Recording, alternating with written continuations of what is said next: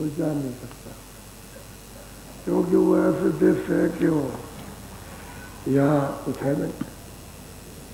उस देश के रहने वाले तो यहाँ बीच में कहीं रहते होते तो बताते कि मैं इस देश का, मैं ईश्वर के लोग का हूँ, मैं ब्रह्म लोग का हूँ, मैं पहाड़ लोग का हूँ। तो कहते हैं कि परे का हो, सत्य देश का, सत्य लोग का, सचखंड का हो।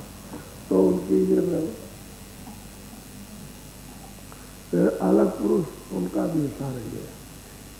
यानी खर्म कहने में नहीं आता, लेकिन जो इशारे में कहने में आ सकता हो का है। खरबो चांद सूरज उनके एक होंगे, तो कितना प्रकाश हो जाए खरबो, एक रूम में खरबो खरबो, एक सूरज अलग है और चांद अलग, और वो भी इशारा। तो कैसा पुरुष होगा वो नहीं कहा जा सकता। तुरंत उसको देखती है, या शरीर में आकर के इशारा करती है। सर कहते खरबो सूरज चांद प्रकाश, यानी अगम पुरुष के खरबो सूरज, खरबो खरबो उसके एक एक रोम में प्रकाश। इतना मतलब ये कितना विशाल प्रकाशमान, और उसके जो शरीर है उसका तो रोम कोई गिन भी नहीं पाएगा, कितने रोम होंगे। अगर आप बहुत करोड़ों वर्षों तक लगातार गिनती करते रहो तो नहीं गिन सकते। ये है मतलब ये उनकी तारीफ, वो भी इशारे में, यानी और कुछ नहीं कहा जा सकता। फिर कहते हैं कि नील नील सूरज और चांद उसके एक ही हो गए, तो खरबों से ज्यादा नील, ये भी इशारे ही है। और उसमें मतलब यह है कि कितने आप कितने अरबों वर्ष तक उसके रोम को गिनते रहो, कोई नहीं करता, लगातार खड़े होकर। ये है अनामी पुरुष की। तो ये अर्वचनीय है, ये यहाँ उसका त्याग यानी नहीं किया जा सकता, उसकी पैमाइश, और वो वही तुरंत उसको देखती है, वही पहुंच करते।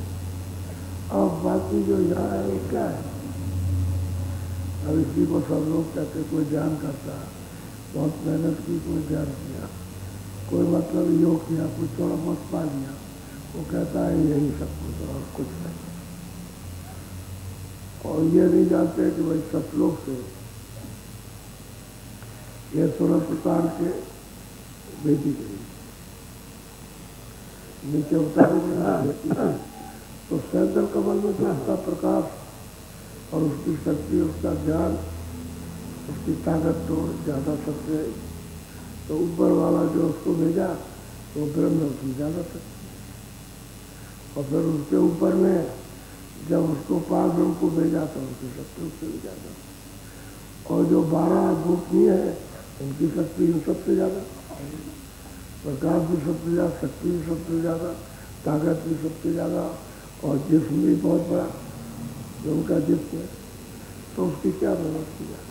और सत्पुरुष उसके परे, इन्होंने तो उनको सबको भेजा, हम लोगों की शक्ति पूरी थी, छोटी मोटी शक्ति नहीं थी, लेकिन अब क्योंकि इतनी दूर लाकर खोलों में उतार करके उसमें बंद कर दिया, इसलिए शक्ति पूरी।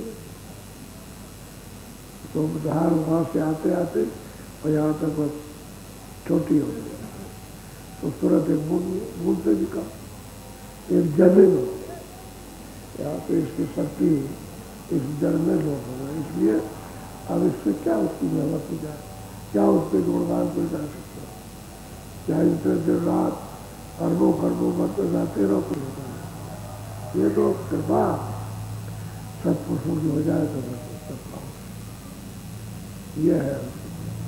अब इसका भेद लोग जाते हैं, कहीं सुनने को नहीं मिलता, कोई कथा वार्ता सुनो, कहीं किसी पर भी गीता सुनो, आप वेद सुनो, सास सुनो, तीसरा सुनो, तो वहाँ ये भागवत सुनो, आप सकोगा।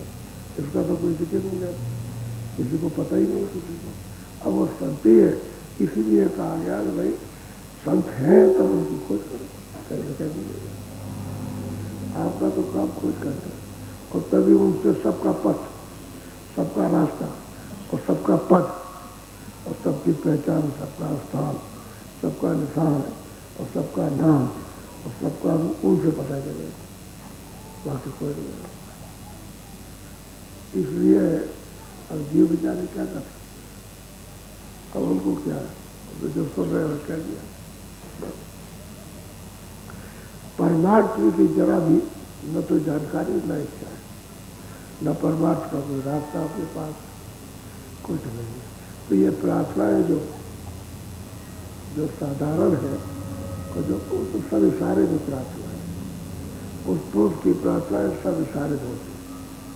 वहाँ क्योंकि यहाँ तो बचनों के घेरे में तो आ नहीं सकता, वो तो इतना विशाल है, तो प्रार्थना होती, लेकिन जितना क्षमता है उतनी प्रार्थना उसके लिए किया। वो बहुत प्रार्थना की जाता है, उसके लिए रोया जाता है, तड़पा जाता है उसके लिए, और निशाना बनाया जाता है, और फिर मिल जाओ तुम, जब भी बहुत दिन से जुड़ गए और हम अलग हो गए और हमारे ऊपर दया कर दिए कृपा, ये सब छोटी जबान में बड़ी चीज़ें। अब वहाँ पहुँचो बड़ी, यहाँ छोटी, छोटी भी उतनी हो जाएगी, वो भी यहाँ के लिए बड़ी और वहाँ के लिए छोटा। इसलिए इन सबको सत्पुरुष ने देश निकाला कर दिया अपने देश से, यानी 16 को ही निकाल दिया अपने देश से, और आद्यामाशक्ति और माया और प्रकृति, इनको भी अपने देश से निकाल दिया। और सतलोक से जितना भी मसाला था वो सब का सब सूक्ष्म किया, उसको कारण सूक्ष्म लिंग और ये सब अपने देश से बिल्कुल एकदम निकाल देता है। अब उस देश में ये मसाला कभी नहीं जाएगा, सदा के लिए निकाल। आया तो मसाला सब वहीं से, ये जितना भी आया सब वहीं से, लेकिन उसमें उस शुष्कता में पता नहीं चला, तो की तो वही थी सब, तो इनको रख दिया, फिर इनको अपने अपने मसाले में इनको बैठा दिया। कारण में बैठा है, सुख में बैठा है, लिंग वही सुर में आ जाती है। अब इसमें बैठ गए तो सुरते यहाँ कर दो देव इनको।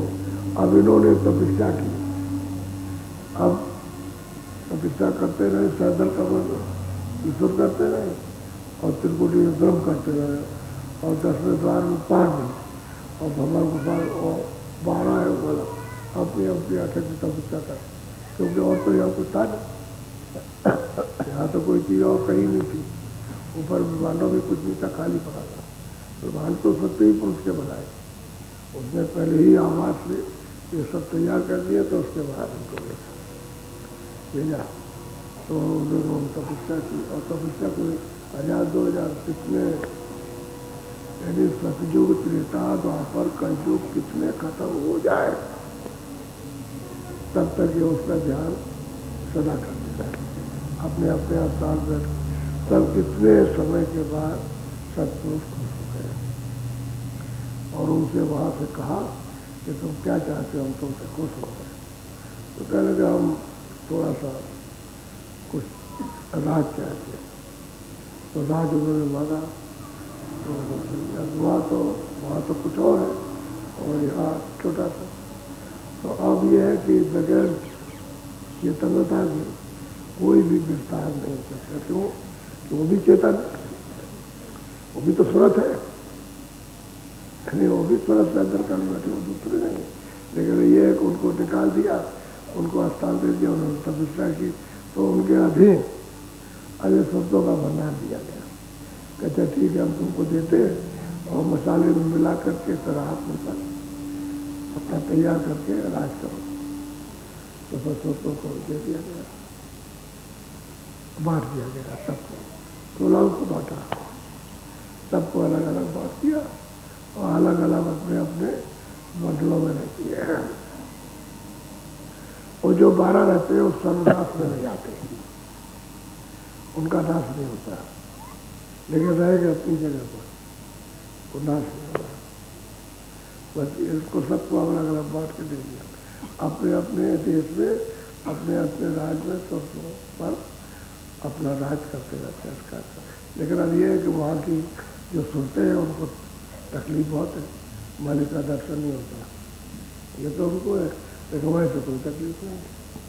उनमें इतनी रोशनी है, उन्हीं सब शब्दों में रोशनी कि ब्रह्म के सब और बाहर और ईश्वर कुछ नहीं, इतनी रोशनी। तो अपनी अपनी रोशनी में और सब की सब मतलब ये है, एक दूसरे की रोशनी में सब आनंद लेते हैं। और वहाँ शब्द शब्द है, वहाँ का शब्द, लेकिन बस ये है कि मालिक के दर्शन नहीं, वहाँ नहीं जा सकते, तो अब तकलीफ है उसके बाद सतयुग में सतपुरुष का दर्शन नहीं कर सकते। अब यह है कि यहाँ से कोई जब जाए उधर से आए और यहाँ से जाए रास्ते में और खुश होते यहाँ से लेते जाते। उन सत्यों को तो पूरा अधिकार रहता है कि किसी भी लोग की सूरत को ले जाए, और चाहे उतार करके नीचे भेजते हैं तो नीचे वाली को नीचे भेजेंगे, ऊपर वाली को ऊपर ले जाएंगे। जो कारण शरीर के अंदर सूक्ष्म और लिंग इसमें जो है उनको तो नीचे भेज देंगे, और बाकी इसके ऊपर खुश हो गए तो ऊपर ले जाएंगे उनके साथ। तो जो उनके साथ तो सतपुरुष का हुक्म, संतों का हुक्म, सतपुरुष का हुक्म, उसमें कोई आता ले जाते। अब इनको देश दिखा, ये आप चले जाओगे लेकिन वो नहीं जा सकते, इनमें से कोई नहीं जाएगा। तो अपने आस्थान पर रहेंगे और सोचने निकालेंगे, उनके लिए इजाजत नहीं, आपके लिए इजाजत। तो आपके लिए इजाजत तो आपसे अब चल अपने घर की तरफ। लेकिन अब यह है कि उन्होंने जो रंगा लगा रखा कर्मों का, तो कर्मों ही तो बंधन आएगा, छोड़ दो तो फिर तुम्हारे लिए कुछ नहीं है, कोई कर्म मत करो, तुम्हें निकाल दो तो आप छुटकारा पा सकते हो अभी तक। लेकिन अब ये कुछ न कुछ करोगे, यानी कोई पाप नहीं करोगे, तो थोड़ा बहुत पुण्य करोगे तो बंधन हो जाएगा, और पुण्य और पाप को बंधन है, इसी में बंधन है। अब ये जब तक दोनों बंधन नहीं कटेंगे तब तक नहीं जा सकते, वो यहाँ से नहीं जाएंगे। अब वो अपना हिसाब देंगे तो उसने कहा कि भाई मेरा हिसाब दे दो, अरे तो चलो उस योनि में दो, सीधा सीधा है, चलो उस योनि में दो, मनुष्य का हिसाब मनुष्य में लेंगे, और वहाँ का हिसाब जहाँ जिसका जैसा जैसा दे रखा, जिसको सताया आपने उसको वापिस आपको सताया, किसी को आपने काटा उसने आपको काटा, तो सब बदला अगला यही लेते, और कर्मों का ले लिया चाहे तो अपना बदला ले लो, तो कहते तुम अपने ले लो दिल, इससे वही है सब इसी का कर्म बंधन। तो कहते चलो अब 84 लोग चलो वहाँ, तुमको वहाँ काट मार, तो वहाँ कोई जानवर खा जाते, तोड़ देते, खाते, तो कितनी जीव चिल्लाते, तो कोई आदमी पकड़ता है तो उसको काट देता है, तो वहाँ चलो तुम्हारा हिसाब गाँव में होगा। असल में बात यह है कि कर्मों में आपको बांध दिया, इसलिए छुटकारा किसी का नहीं होता। जो संत आते हैं तो कर्मों को साफ करते हैं, तो आपको भी साफ कर देंगे तो पुण्य को भी करेंगे, रहेंगे रखेंगे नहीं, अगर रखेंगे तो फिर यही नहीं होगा, यहाँ से मृत्यु से जा नहीं सकता, जन्म मरण से छुटकारा नहीं पा सकता। इसलिए दोनों को साफ करना, क्रियामान कर्म को संचित करो, जो अब करते हैं उनको, जो पहले कर रखे उनको साफ कर दो। अब प्रारब्ध जो है उसका चलते ही करते खत्म हो जाएगी, क्योंकि उसको खत्म करना शरीर ही छूटता है, तो उसके प्रारब्ध जो मिली है वो तो भजन करने के लिए मिली है, तो उससे भजन कर लो। क्रियामान कर्म और संचित कर्म इनको और खराब कर देना बीच तो कुछ नहीं है। इसी का क्रियामान कर्म रहने नहीं दिया, जो अभी किया उसी के तो प्रारब्ध बनेगी, वो भी नहीं रहने दिया। ऊपर के जो संचित कर्म जमा थे उनको उड़ा दिया, उनको साफ कर दिया, तो दोनों में से कोई नहीं है, उसका जन्म नहीं होगा। बंधन तो इसी बात का, फिर कोई बंधन नहीं। अब ये संत मत की सुनते हैं, जब कर्मों को साफ उनका हो जाता है, गुरु कृपा करते सफाई कर देते, चल जाते, आसानी से चल जाता है, कोई परेशानी नहीं। चलने में जितनी सुविधा उतनी संसार के काम में नहीं। वो तो शुरू ही की बात है, तुम्हारे मन बखेड़ी थी, क्योंकि मन इन कर्मों में रमा है, उसे निकालना है। इसलिए उसके मतलब आप तो बोलो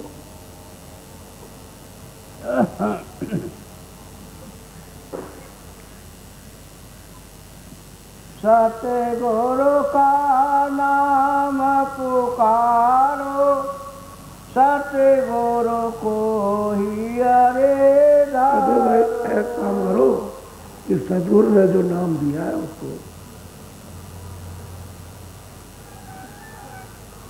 उसका चिंतन करो। तो चिंतन तो सुरस्त होगा, लेकिन मन उसके साथ है, पर्दा है। तो कहते हैं तुम शरीर से पुकारो, शरीर से पुकारो। पुकारते पुकारते तो मन में फिर हो जाएगा, तो मन साथ देगा तो सुरत से पुकारेगा।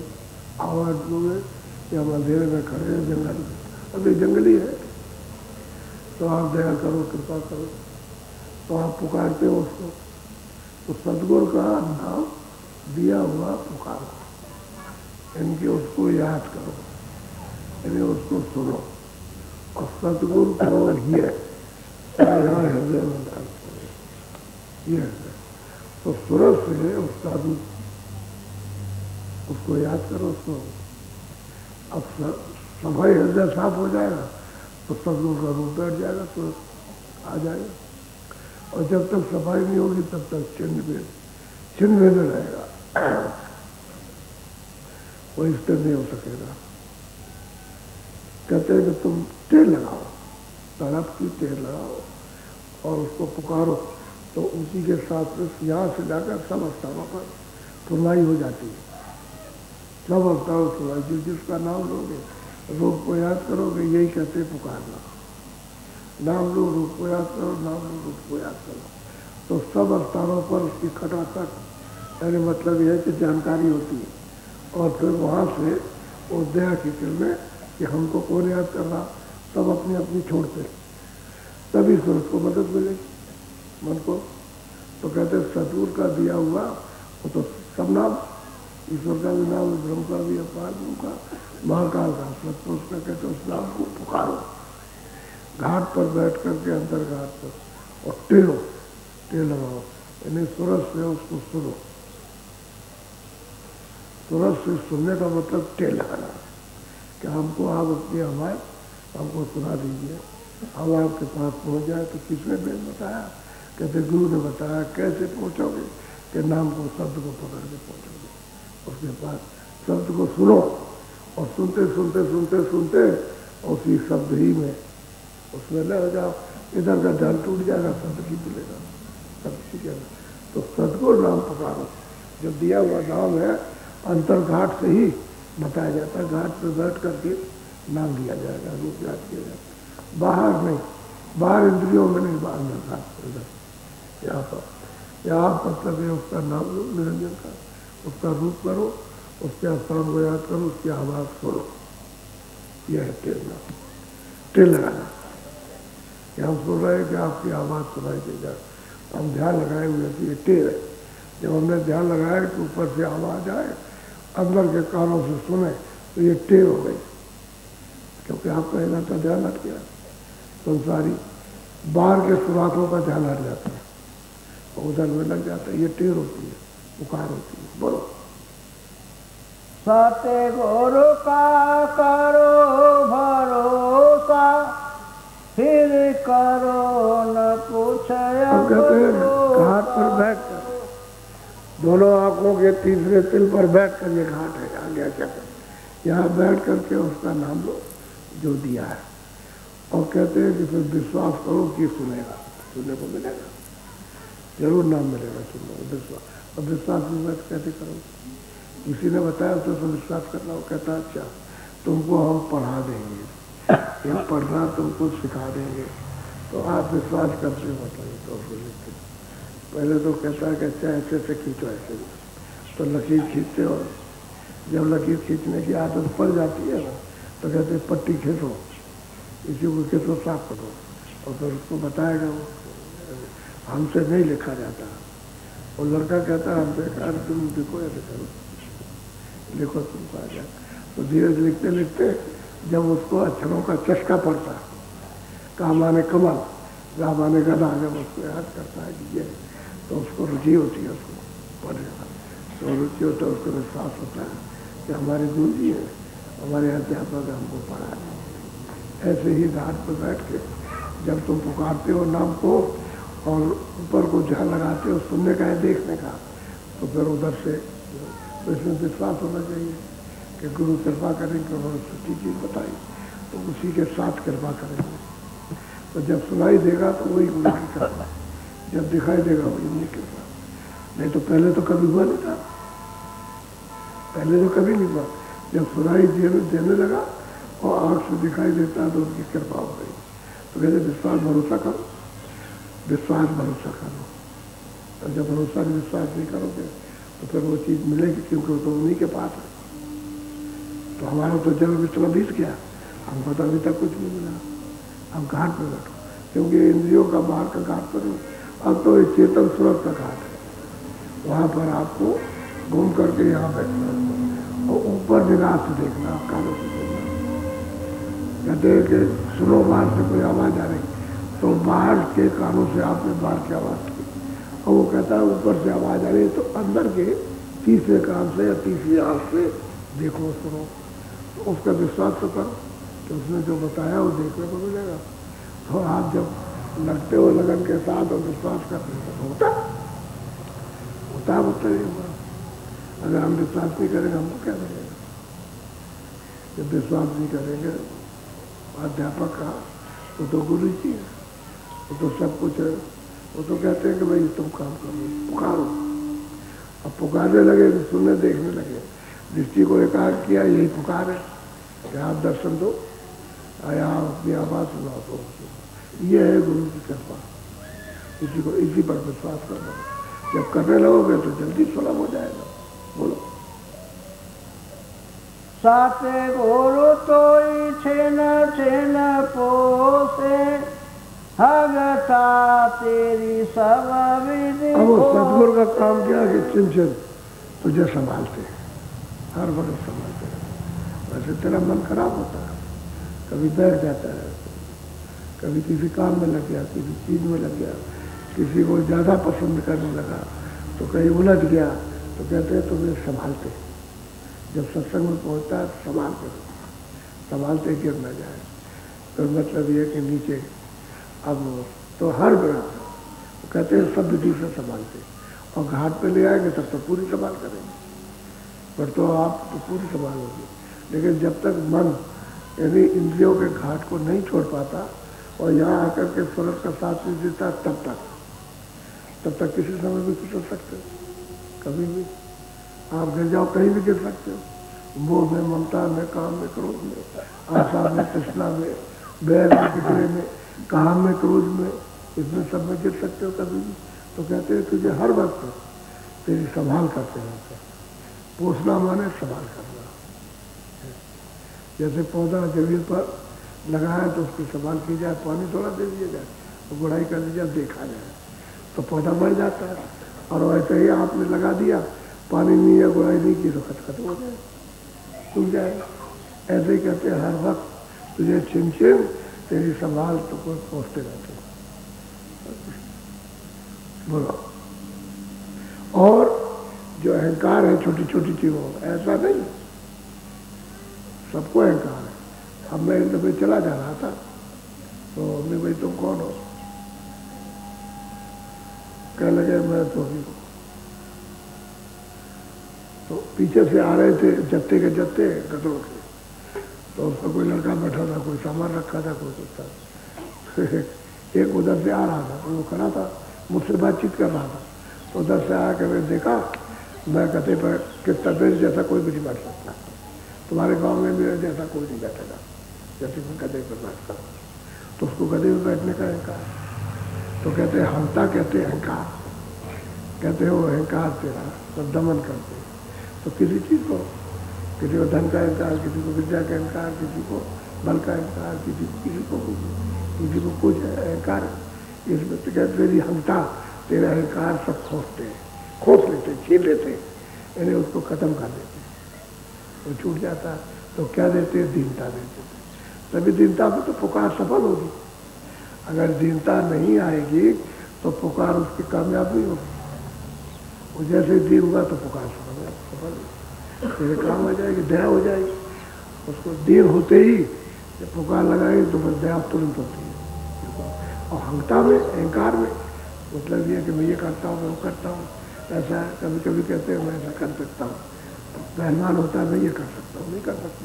तो मैं कहा अच्छा तुम बैठो साधन पर, तुम पहलवानी करते हो, पैसे खड़े रहते हो, ये सब कुछ करते हो, बैठ जाओ। तो हमको बैठाया ऐसे करके, हम ही बैठते हैं, तुम भी बैठो। बैठाया तो ऐसे करने लगा, ऐसे करा तो कहने लगे हमसे लगा, हम तो पहलवान हो, अभी तो अहंकार कर रहे थे कि हम सब कुछ कर सकते हैं। तो ये कौन सी बड़ी बात। हम लोग से कहा कि अच्छा चलो एक टांग ऐसे करो, ऐसे ऊपर को। तो कहते हो पहलवान ऐसे करो, ऐसे किए रहो। अच्छा जब तक हम किए रहे तब तक करते रहो। तो कहने लगे नहीं तक कह रहे। तो मेरा पहलवान किस बात है? दीनता जाओ कि हम नहीं कर सकते, तभी चढ़ाई होगी। और ये तो मतलब है कि दीनता में बोझा उतार दिया। जितना बोझा चढ़ा रहता है, झूठी खुमारी, झूठा रसा जो चढ़ा रहता है उतर जाता है। और दीनता में सही चीज आती है सामने, विवेक आता है, तो प्रेम आ जाता है, तो उसमें मतलब ये कि इच्छा जाग जाती है, तो विश्वास हो जाता है, सब आ जाता है उसमें। और नहीं तो अहंकार रहेगा तो पकड़े रहे। अहंकार उसको पकड़ता है तो बुद्धि को नाश कर देगा। बताइए फिर क्या कर सकते? अहंकार आया कि बुद्धि नष्ट हुई। तभी तो मतलब क्रोध में, जब क्रोध आता मतलब अहंकार में तो क्रोध आया, अहंकार किसी को भी मार देता। अच्छा अहंकार दीनता रहे तो समझाएगा, दीन रहेगा तो समझाता है, नहीं ऐसा मत करो, ये अच्छा काम नहीं है, ऐसा समझा देता। तो कहते हैं हमता तेरी, अहंकार तेरा खोस ले, छीन लेते, तेरा छीन ले गए और तुझे संभालेंगे। और पल पल कहते हैं तुझे छीन के संभालते, तेरी संभाल करते रहे।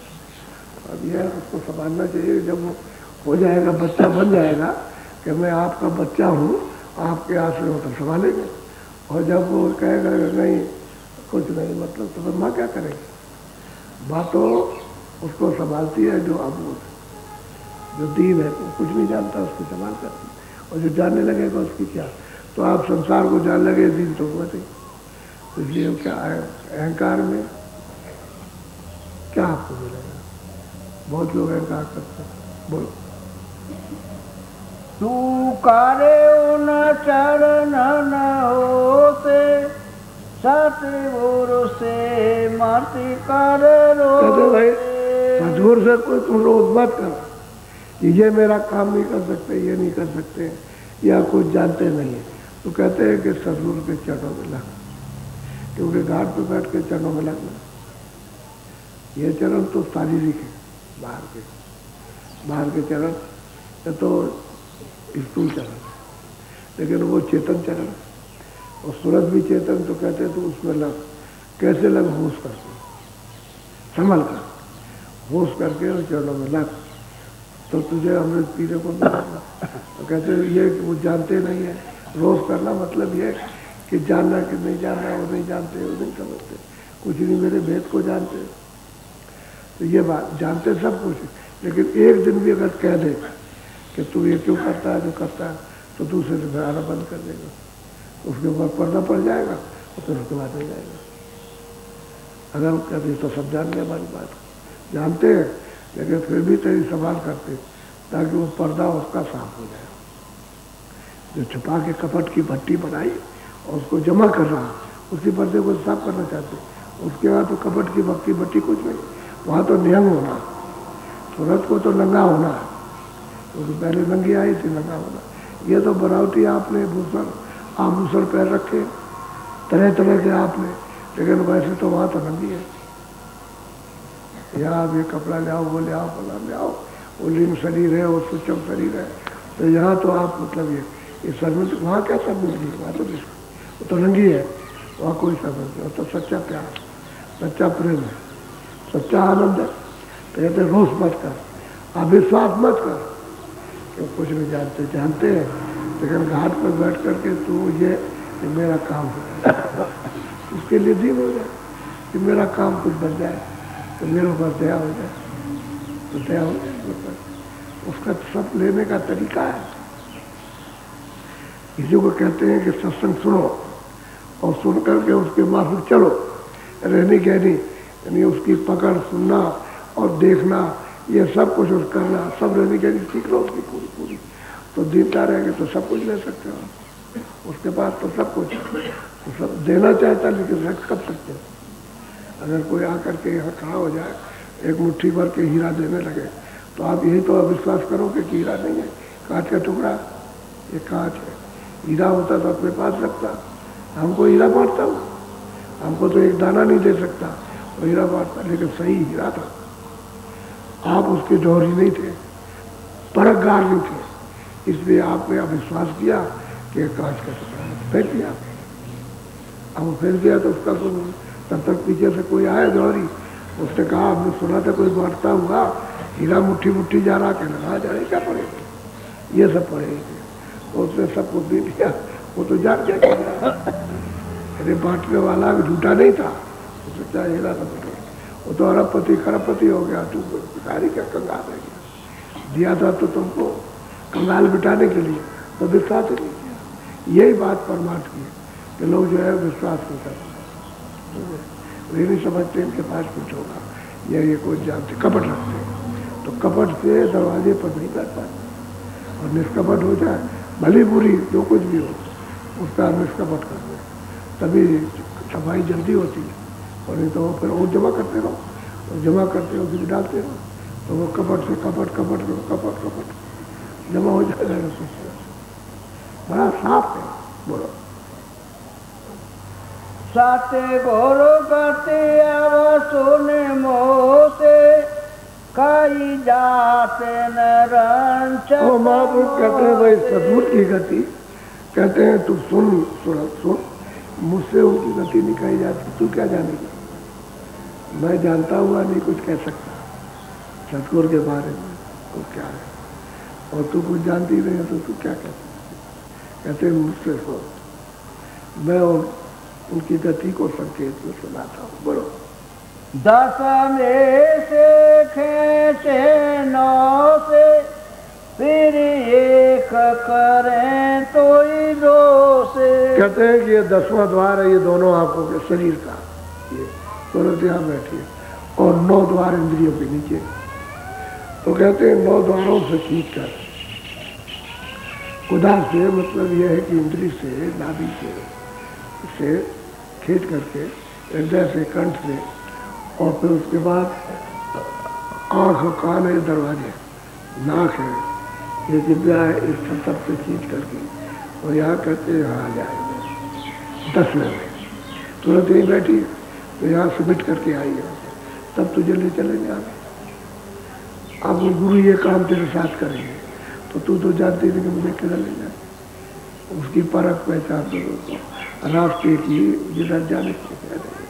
तो कहते हैं कि तुम उनकी गति को सुन, करते क्या कि सूरत को, यानी जो 10वें द्वार में दोनों आंखों के बीचों बीच तीसरे तिल में बैठी है नाके पर, तो उसको 9 द्वारों में फंसी, उसको खींच के ले आएंगे, और ऊपर वो तुझे करेंगे, उठाएंगे, खींच करके बरामद करके ले आएंगे उससे, यानी सिमटाव करके ले आएंगे, और यहाँ खड़ा कर देंगे, तब तुझे आगे चलाएंगे।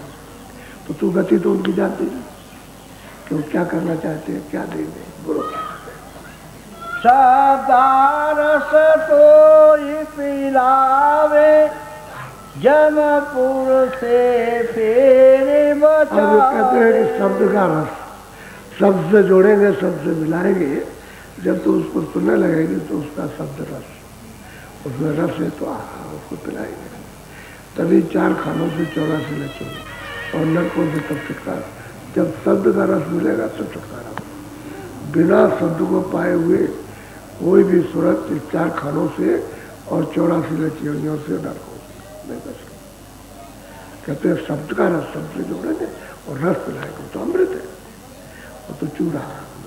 ऊपर जाकर के तो जैसे बरसात में वर्षा होती है तो पानी बादल आया बरस कर चला गया, वो कुछ वहाँ मूसलाधार होती है और एक क्षण भी बंद नहीं होती, इतनी अमृत की वर्षा होती रहती है अखंड, कभी बंद नहीं। और उधर इस तरह के बादल नहीं, ये बादल आपके नहीं है, ये पानी वाले, ये बादल नहीं, अखंड वर्षा अमृत की होती है। कहते हैं शब्दारस, शब्द जोड़ के उसका रस मिलाएंगे, और तुझे कहते हैं कि इससे ये 4 खानों से और इससे जलमर्ग से तो इसको नरकों से बचाएंगे। ये छोटी बात, तो विश्वास करो कम से कम। तो काम क्या कर रहे हैं, ऊपर निकाल लेंगे। अब शरीर में बंधे पड़े हुए हो इंद्रियों के घाट पर, अब कुछ नहीं कर सकते। और भुजालात के अंधे हो, अंधे भुजा उतरेगा तभी तो आँख खुलेगी। अरे भाई आँख का मैल कटेगा तभी तो दिखाई देगा, मैल रहेगा आँख बंद हो जाएगी, बाहर की बंद हो गई ऐसे अंदर की। अब यहाँ हृदय पर तुमने सूरत के ऊपर भुजा लाद लिया, वो तो बंद हो गई, आँख भी बंद, कान भी हो, दांत भी हो। अब कोई उसकी जो क्रिया है उसकी चेतनता की कोई नहीं हो रही। अब ये जड़ की क्रिया हो रही, तो जड़ में फंस गए, इसलिए कहते हैं जड़ चेतन, यानी वो चेतन है और जड़ में आके फंसी और ग्रंथ पड़ गई तो 9 द्वारों में उसकी गांठ बन गई, उसके प्रकाश को बांध दिया, और 9 द्वारों में बांध दिया उसको, अब वो निकल नहीं सकती, वो तो गांठ बन गई चेतन की जड़ के साथ में। यह देह बिल्कुल टूटी है लेकिन वो खुल नहीं सकती, कब तक, जब तक महापुरुष न मिले तब तक नहीं खुलेगी। और कलयुग के साधन से, कलयुग के भजन से खुल जाएगी, लेकिन सतयुग और त्रेता द्वापर का कल नहीं खुल सकता, क्योंकि वो अब कलयुग में साधन विशेष हो गया, उससे जीव का कल्याण, जीव की गति जीव जाग नहीं सकता। अब कलयुग के 16 साधन विचार, तो कलयुग का साधन करो, और कलयुग का साधन ना यानी शब्द उसके साथ में जोड़ करके रस मिलाएंगे, अमृत, रस कहते हैं अमृत को। और यहाँ इस लोक में तो अमृत है नहीं, कोई भी मीठा बनाइए वो अमृत कुछ है ही नहीं। अमृत, अमृत तो शब्द में है, तो शब्द जब उसको जोड़ेगा पीने को मिलेगा। कहते हैं शब्दा रस तो पिलाएंगे, तुझे पिलाएंगे, और जमपुर से तो बचाएंगे। अब जमपुरी में किस तरह सड़े हुए मवाद है, लाखों मतलब 1 मील दूर, यानी उसकी दुर्गंध इतनी आती है कि आप वहाँ खड़े नहीं हो सकते, खड़े नहीं हो सकते वहाँ। तो एक तरह के सड़ने वाले अलग, काटने वाले अलग, आँख फोड़ने वाले अलग, और ये करने वाले अलग अलग, कितने नाम के नरक है, उसमें जीवों की क्या वहाँ दुर्गति होती जा करके।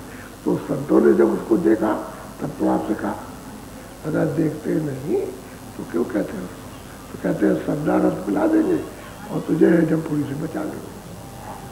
वहाँ नहीं जा सकता, वहाँ नहीं जा सकेगी, ऊपर निकाल लेंगे। बोलो घर अगम तो इधर सावे, मार्ग सब तो कहते हैं तुझे परम घर जहाँ से आई वो तुझे दर्शाएंगे, दिखाएंगे, और रास्ते का संदेश देंगे कि ऐसे तू चल, इस रास्ते से चली चलिए, ये नाम पकड़ के, ये शब्द पकड़ करके, ये बाजा पकड़ करके, ये आवाज पकड़ कर चल, सब निशान रास्ते के बताएंगे और अगम घर में पहुंचा के तुझे दिखाएंगे। दर्शाना माने दिखाना, कहते देखो हमने दर्शा दिया, हमने दिखा दिया, तो अगम घर में पहुंचा के तुझे दिखाएंगे। लेकिन मार्ग का जब भेद देंगे तब तू चलेगी, जब तक मार्ग का भेद नहीं मिलेगा तब तक अगम घर नहीं मिलेगा, तो रास्ते से चलना पड़ेगा। कोई कहेगा मैं नहीं ऐसे चला जाऊँगा, ऐसे नहीं, नाम से पकड़ के चलेगा, नाम से चलेगा रास्ते, एक स्थान से दूसरा, दूसरा तीसरा, तीसरा, और सबसे मिलाप, सबके लोक की रचना से मिलाप, सबका दिखाई देगा, रचना है जो सब दिखाए उससे मिलाप, वहाँ का धनी ऐसे मार्ग का सब तुझे भेद बताएंगे। अब तब तुझे अगम घर में ले चले और वहाँ दिखाए चल गए कि तू यहाँ की रहने वाली है, वहाँ से आए, तब तो सब तो ज्ञान होता है, ऐसे कैसा हो। ये बात जरूर है कि जैसे मृत लोक में रहो तो याल तुझा, और स्वर्ग में बैकुंठ में पहुँचो, स्वर्ग में पहुँचो तो उसका अलग ज्ञान, और बैकुंठ में रहो उसका अलग ज्ञान। इसी तरह से ऊपर का अलग ज्ञान है। ये तो सतलोक में तो सब ज्ञान सर्व उड़ जा, वहां तो कोई कभी। तो अब हम तुझे दिखाएंगे चल के और हमारा कसम भी बचा के ले चलेंगे। सीधी सीधी बात कर रहे हैं, बोलो। जो संगति उनकी करते सो जग से कभी न सच्ची बात तो यह है कि जो सत्संग कर लेते हैं चित्त से चेत करके, सत्संग सुन लेते हैं और जिनको यकीन और विश्वास हो जाए, और जगत के किसी आदमी से नहीं डरते, किसी से कोई बात नहीं, चाहे छोटा हो चाहे धनी हो, चाहे राजा हो, चाहे गैया हो, चाहे हिंदू हो, चाहे मुसलमान, को डर किस बात का? किस बात का डर? जो सत्संग करते हैं उनको डर है किस बात का? जब भय रहेगा तो वही तो तुम्हारा नाश करेगा। डर किस बात? मालिक के लिए बुरे काम में डर, अच्छे काम में कोई डर। मालिक के हाथ में डर कि वो क्या कहेगा, वो क्या कहेगा, वो क्या कहेगा, कुछ नहीं कहे, उससे क्या डर? क्या संकोच करना उसके कि ये देख लेगा, वो देख लेगा, क्या देख लेगा? अरे भाई जो जैसा जिसको समय मिला अपना करना देखे। अब यहाँ भजन कराते हम देखते हैं, यहाँ भजन बैठाते हैं तो और सड़क पर और गाड़ी आ रही है, सड़क पर खड़े हो जाएंगे, देखिए क्या करें। अब बहुत देर तक खड़े रहेंगे, जब तक आप बैठे रहोगे तब तक खड़े रहेंगे, हम देखते रहते उधर। और जब जय गुरुदेव जब कहेंगे अच्छा खोलो तो फिर चल देंगे, फिर चल देंगे क्या करते हैं, क्या करते हैं। तो अब कोई अगर करता है तो दुनिया देखती रहे। तुम चौड़े मैदान में बैठ जाओ और बैठे रहो आधा घंटे तक बैठेंगे, ये क्या कर रहा है, फिर जाएगा, फिर लौटेगा, देखता रहे। तो डरते क्यों? अरे खेत में मिले, घर में मिल जाए, कहीं मिले, अपना भजन कर रहा हूँ, उनसे क्या डरना? तो तुम ये क्या करते हो, क्या करते हो, उससे क्या डरना? सत्संग करते हो तो पक्के हो जाओ, और सत्संग नहीं करोगे तो कच्चे रहोगे और डर गए। वो ये कह रहा था, वो ये कह रहा था, वो ऐसा कहता था और बड़ा वैसा कहता था और बड़ा बुरा भला बोलता था, ये तो उससे डर गया। मैं किस बात? सच्चाई के लिए भय? अरे बुरे काम के लिए भय करो, सच्चे के लिए भय करो। तो जो तुम संगत करते थे संसार से कभी डरने की क्या बात? बोलो। जो बेमुख गुरु से फिरते सो सागर में। अब यह है कि बेमुख यानी जिनको गुरु नहीं मिले, सत्पुरुष नहीं मिले, पूरे नहीं मिले, तो क्या करेंगे? बेमुख है। अब उनको मिले ही नहीं जीवन, मनुष्य जीवन तो चला गया ही वहीं। तो कहते हैं बहुत सागर में बोते खाएंगे, जल में मरेंगे, जल में मरेंगे, यहाँ से निकल के नहीं जा सकते। अब वो तो बेमुख हो गए। बोलो। 84 चक्कर खावे फिर जन्म जन्म दुख पावे। अब यह है कि 84 में चारों खानों में, कभी पशुओं में, कभी पंछियों में, कभी कीड़ों में, जीव जंतुओं में, कहते हैं जलते मरते कितने जुगों तक कहते हैं कि धक्के खाते हैं और उनको ये मनुष्य नहीं मिलता, ये मिलने वाला नहीं। एक दफे मिल गया और आपने अपना काम नहीं किया तो फिर नहीं। अपना काम करने लगो, रास्ते में चलने लगो तो फिर तो इसे मिल जाएगा काम के लिए। फिर मनुष्य शरीर मिलेगा तो काम शुरू करेगा, मनुष्य शरीर मिलेगा, महात्मा मिलेंगे और रास्ता में काम शुरू कर दो। और फिर आप चले और आपका शरीर पूरा हो गया तो फिर असली मिलेगा और फिर महात्मा मिलेगा, फिर काम कर लो, फिर चल दोगे। फिर आप जब तक पहुँच नहीं जाओ तब तक काम। तो आप ऐसा क्यों करते हो? अब ऐसा करो, ऐसी तरफ उठाओ कि इसी जीवन में काम। अब तुम तड़प उठाते थे तो मतलब है उसके मिलने के लिए तो तुम्हें तड़प है नहीं कि हमको मिले।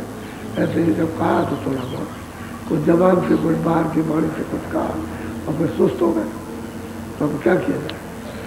असल में चीज़ ये है कि तरफ होनी चाहिए हमारे लिए और रास्ता मिलना चाहिए, दरवाजा मिलना चाहिए और चलो और सहारा साहेब तो वो काम करेगा ही, तुम्हारा सहयोग देगा, वो पीछे हटने वाला नहीं है। लेकिन जब नहीं आप बैठोगे और नहीं चलोगे तो क्या बेमुख हो गए। तो सब ये बेचारे बेमुख।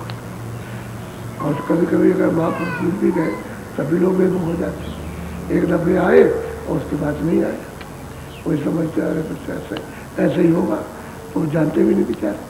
अब उनको मालूम तो नहीं कि अंदर का भेद क्या है, हम पा सकते कि नहीं पा सकते।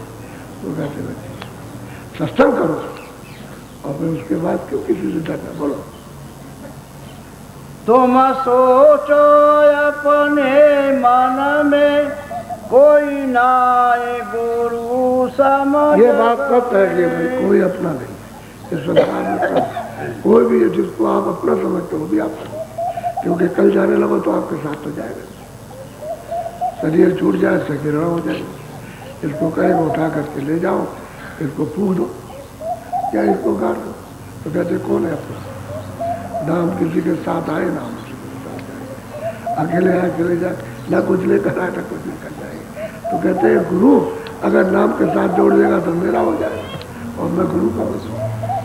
तो कहते हैं नाम के साथ जोड़ेगा तो अमृत रस पिलाएगा, आप हो तो जाओ। अब इसलिए निष्कपटी निष्कप कबर रखते हैं। वो तो जितना भी बुरा भला कुछ हो बहुत खुश होते, बहुत प्रसन्न होते हैं, तो तभी तो जाया करते। वो अगर आपकी कोई बुराई सुने और नाराज तो वो नहीं खुश होते कि निष्कपटी है, तभी तो पर्दा साफ कर देंगे, उसको आसानी हो जाएगी। और कपट रखोगे तो उनको बड़ी मुसीबत पड़ती है। तो निष्कपटी होना चाहिए, अंदर और बाहर दोनों तरफ। बोलो जिन जिन गुरु भक्ति धारी सो पहुँचे निज दरबार। कहते हैं जिन जिन लोगों जिन जिन मनुष्य शरीर में सुरतों ने गुरु भक्ति आज्ञा का पालन किया, कहते हैं वो पहुँच गया अपने घर निधाम में।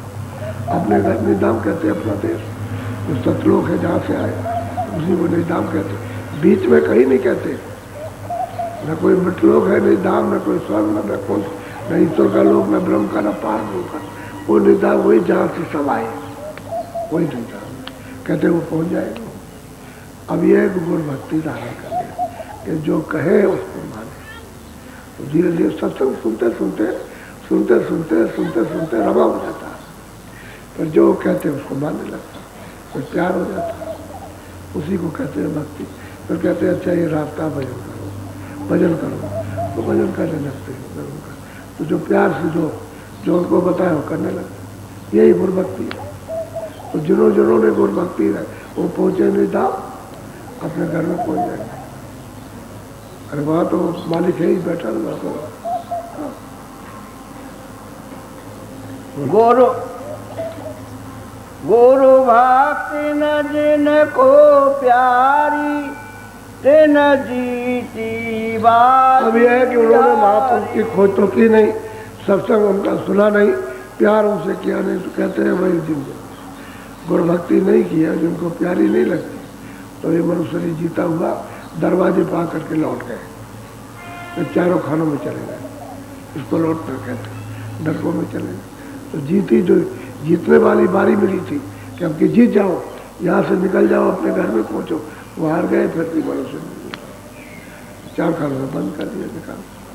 अब इसी जीवात्मा को, मन को, बुद्धि को, प्राणों को, ये सब यही जो उसके अंदर है वही तबाह, वहाँ जाकर बंद कर देंगे।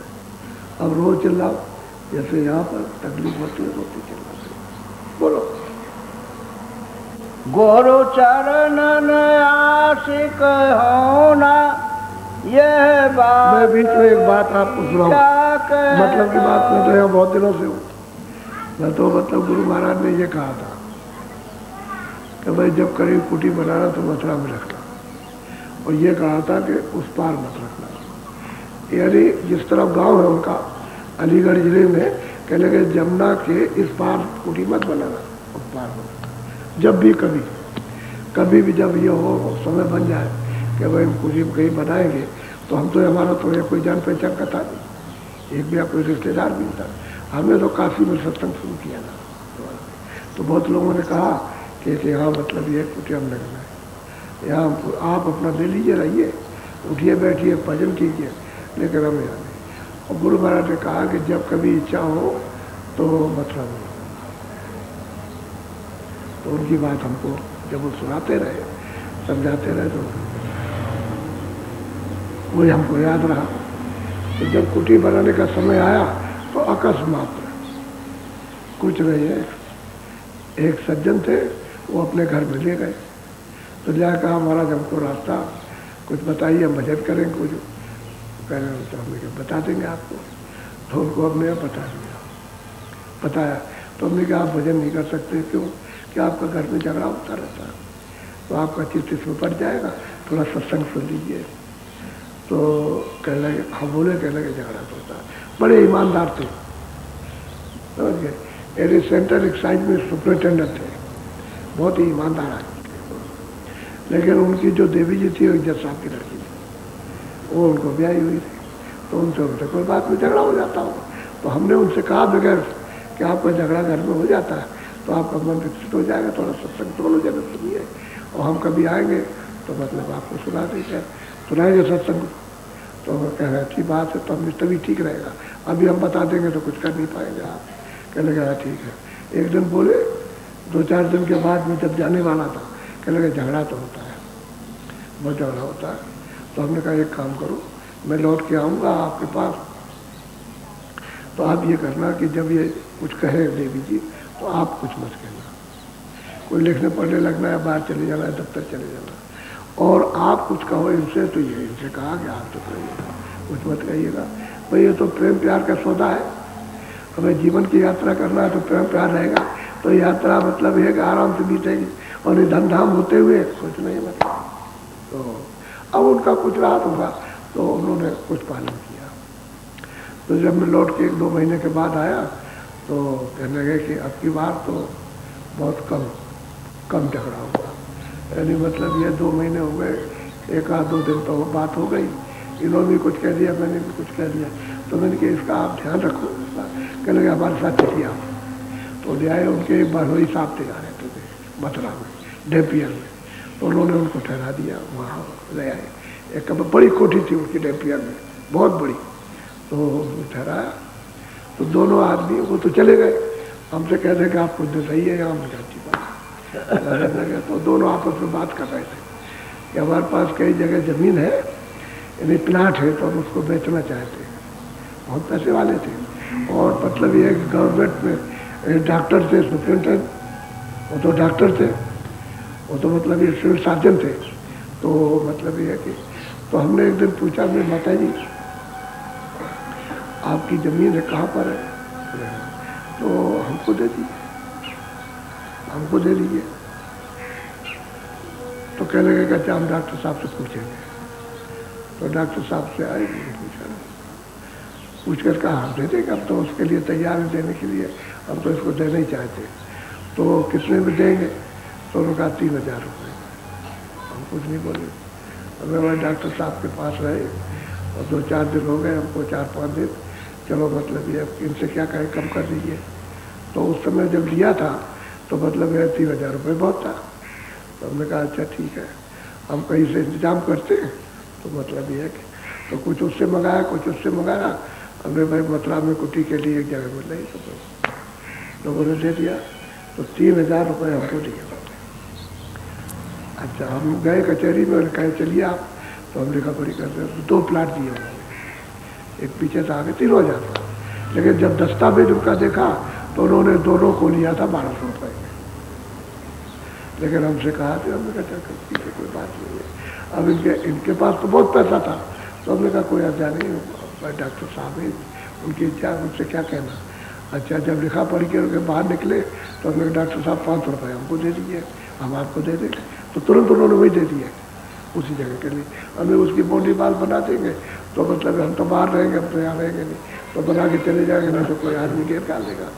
तो हमने 5500 में ईंट ली, बढ़िया ईंट, 5.5। कोई आदमी विश्वास नहीं करेगा, अभी तक वो ईंटें रखी हुई हैं, अभी तक वो, और वही सब ईंटें लगी हैं।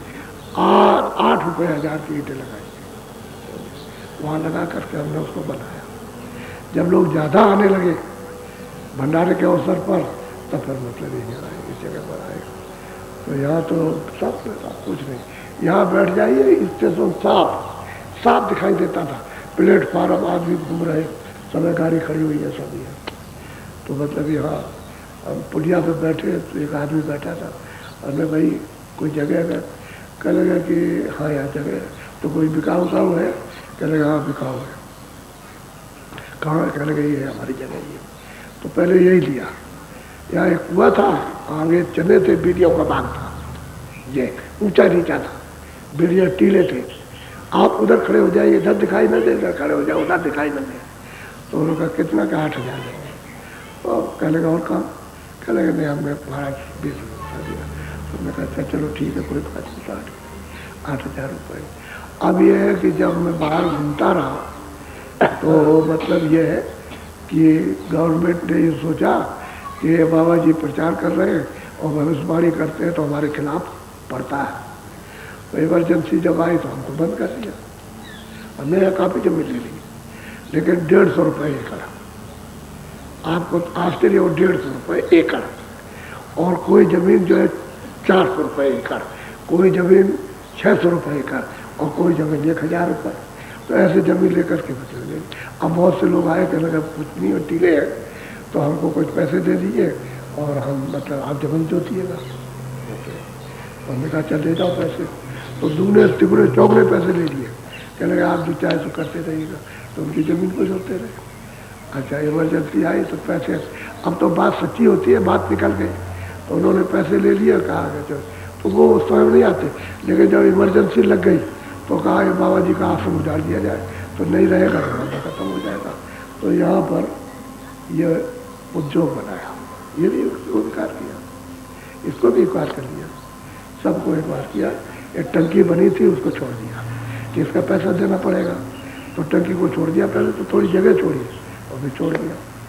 ये कहने का मतलब मेरा ये है मुख्य कि इन्होंने उद्योग यहाँ घोषित कर दिया।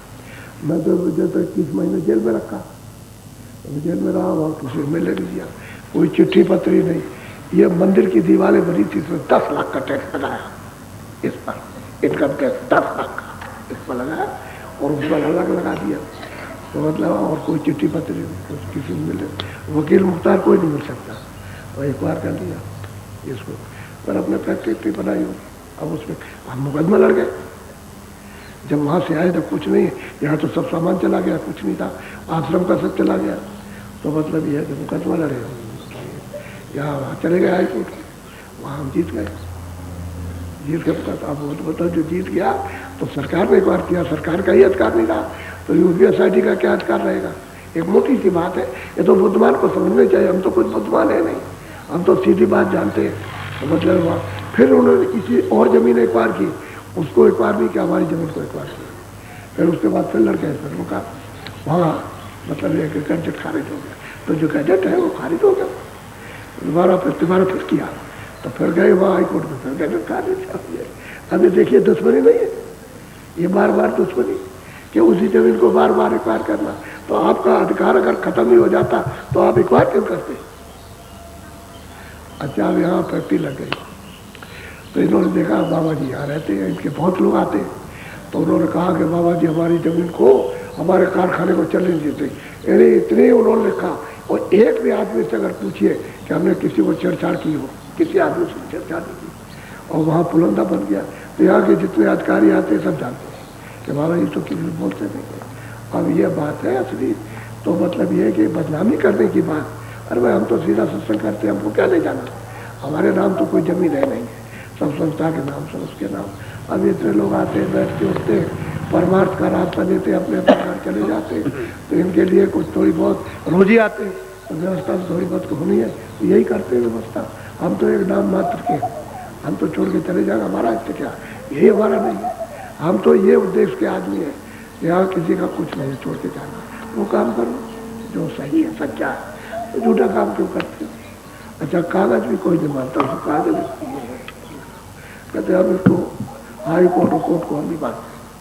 अब ये लोग कहने लगे अब न्याय कहाँ होगा। आप कानून बनाते हो और फिर कानून को देते हो कि इसका पालन कराओ, और जब वो पालन आप मानते ही नहीं तो कैसे होगा। बहुत कठिन बात है। इसलिए सबको ये बात, तो ये तकलीफ वाली बात है कि संसार में कितने उलझन हो गई। इसमें फंस करके आदमी क्या कर सकता है, भगवान का बचा क्या करेगा, कुछ नहीं करेगा।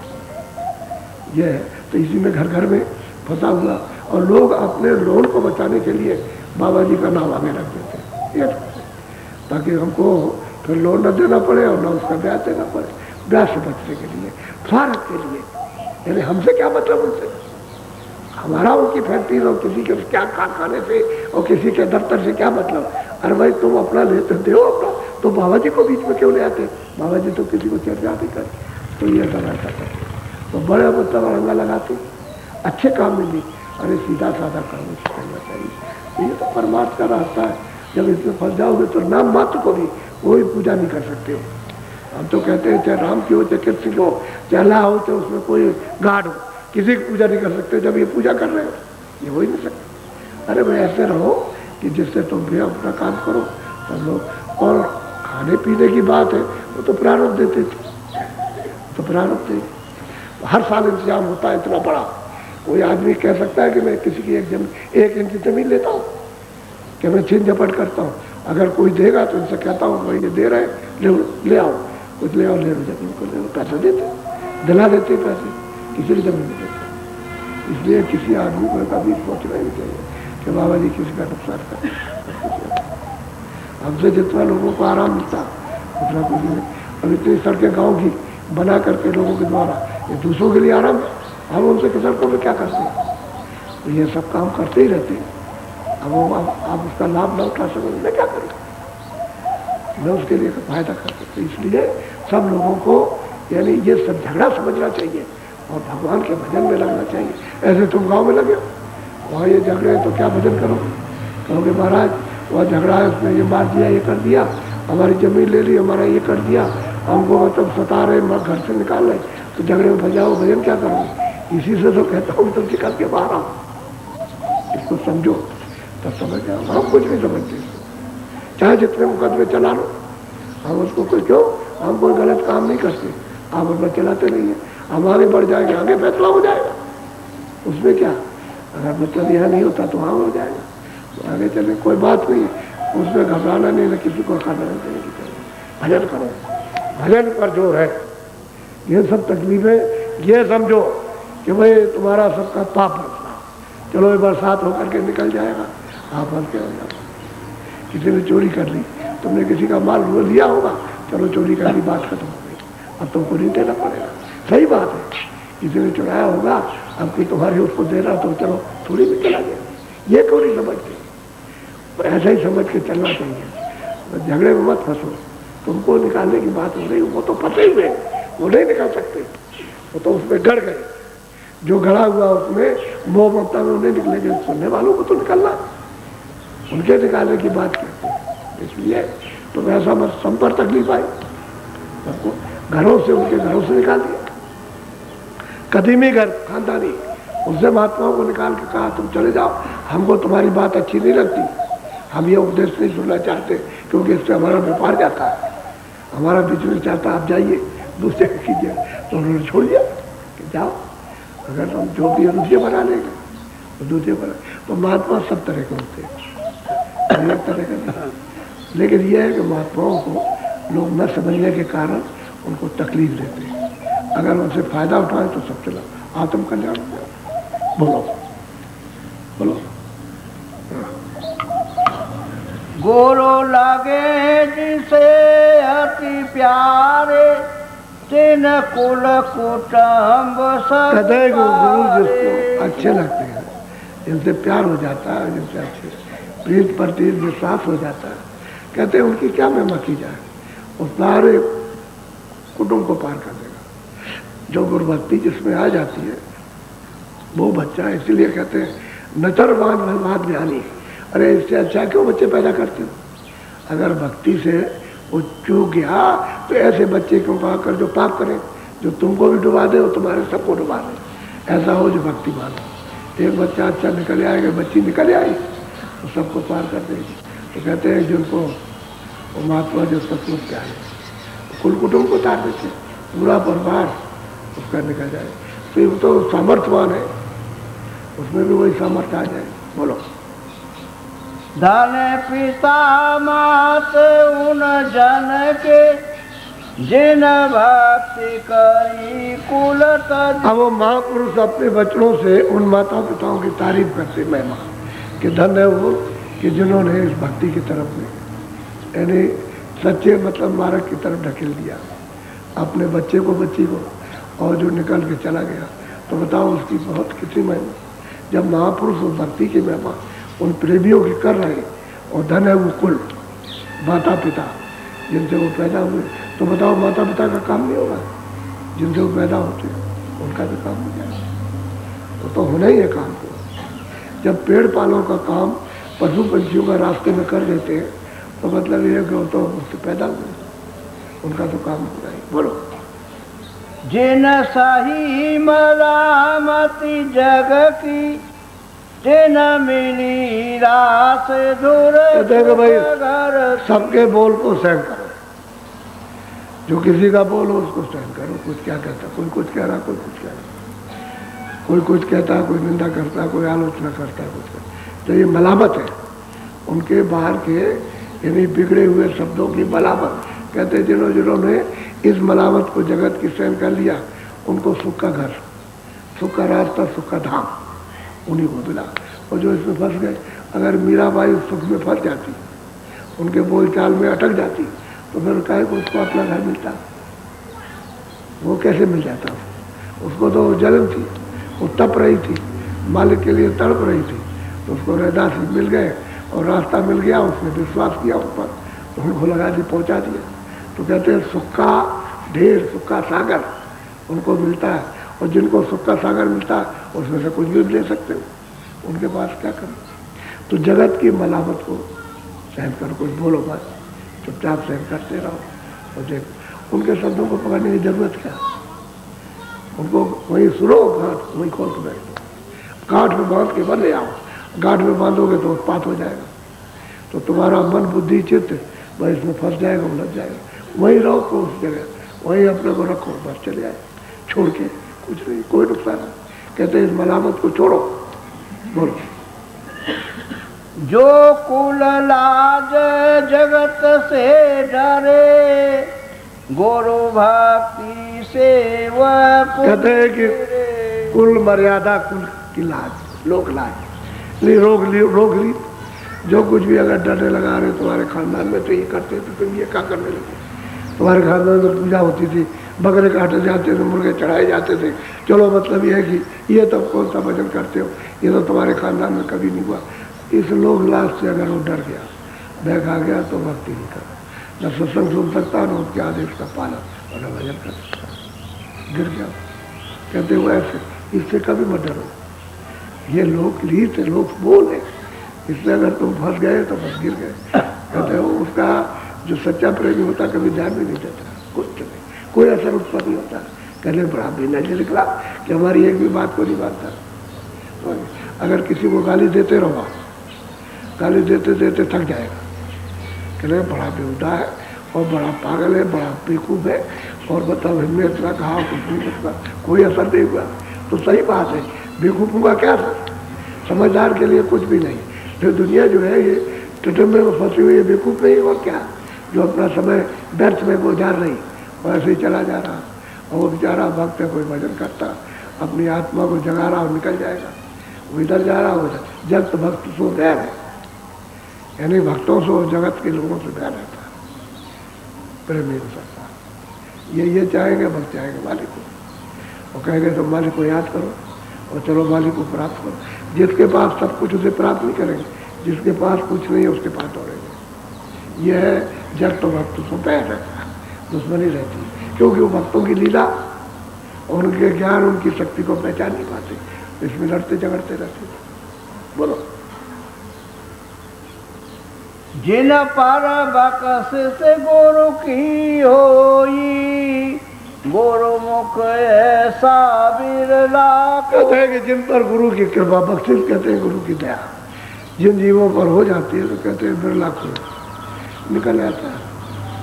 सिखाते पढ़ाते हैं, चलाते हैं, लेकिन कहते हैं कि ऐसा जो पूर्ण आज्ञा का पालन करे और चलने के लिए पूरी तरह पर चलने तैयार हो जाए और घाट पर बैठ के पुकारे, कहते हैं बिल्ले बिल्ले निकलते हैं, कोई निकल आते हैं। अब इसमें करोड़ में 10-20 निकले तो क्या निकला, इतने करोड़ की आबादी है तो उसमें से कहते हैं कोई निकल आता बिरला। बोलो।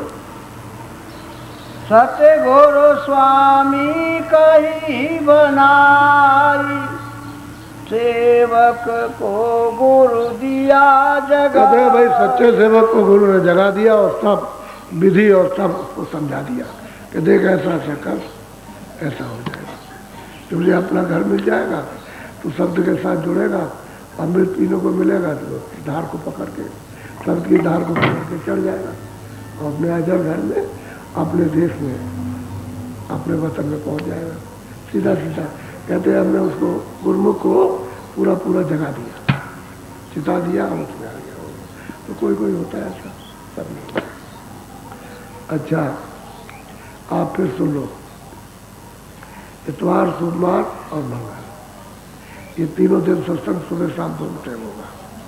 अब मैं पहले से बहुत ठीक हो गया हूँ तो कोई बात नहीं, मैं चाहे 2 टाइम भी 3 टाइम भी कर सकता हूँ। तो सुबह और शाम, सुबह 6 बजे से शाम को 6 बजे से ये टाइम रखा। और उसके बाद जब लोग जाने लगेंगे तो 1 टाइम।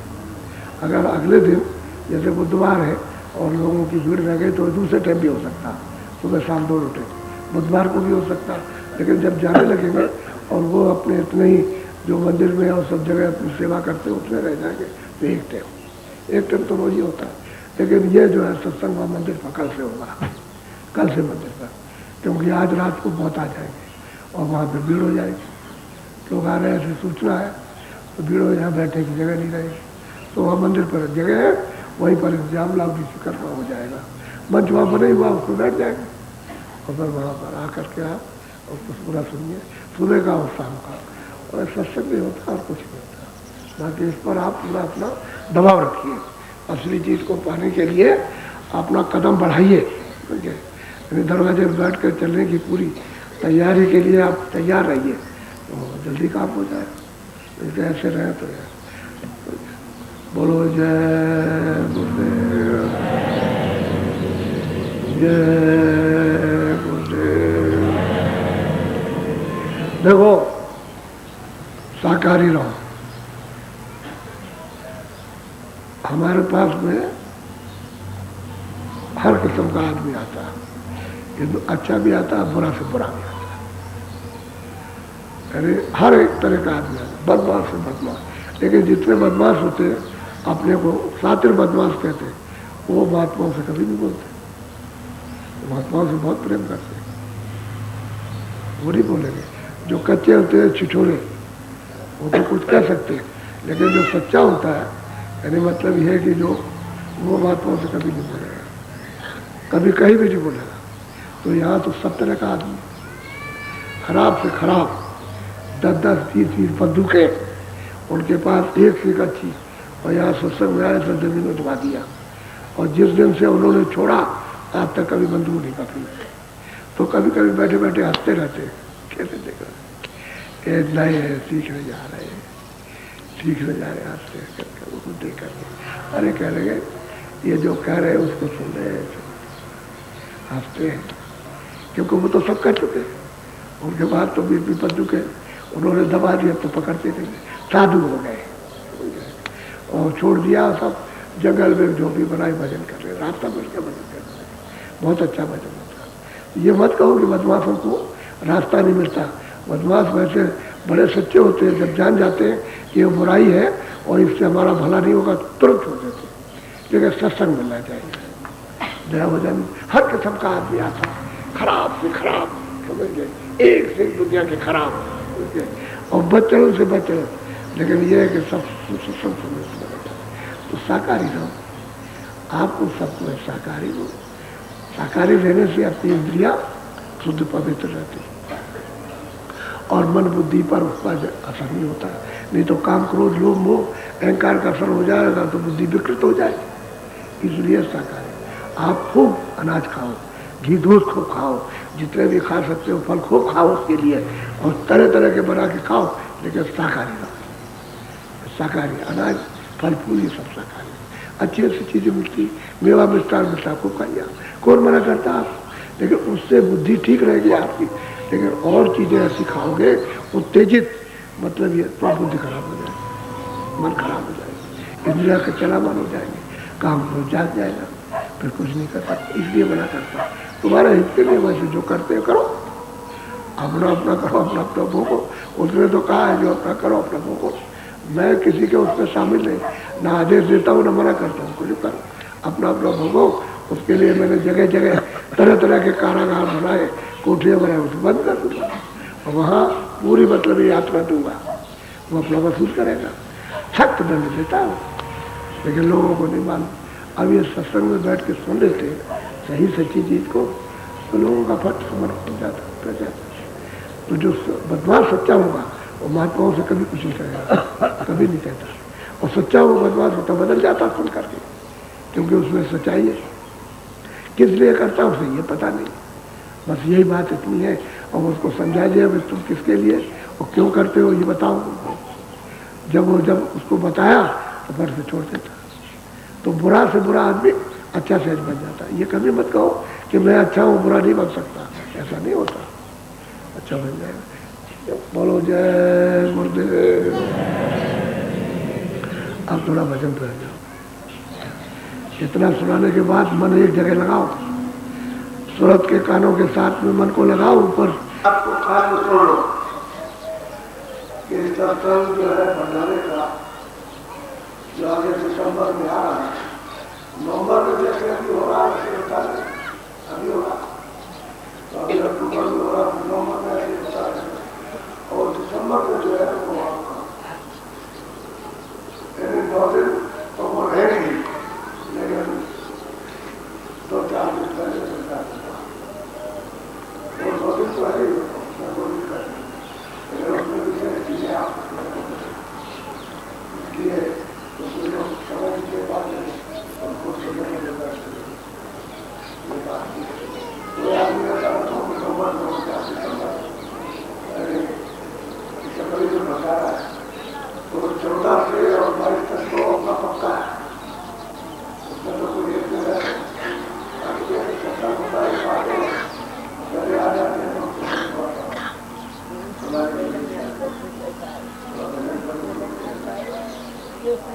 अब ये है कि लोग सरकारी आदमी आएगा मुझे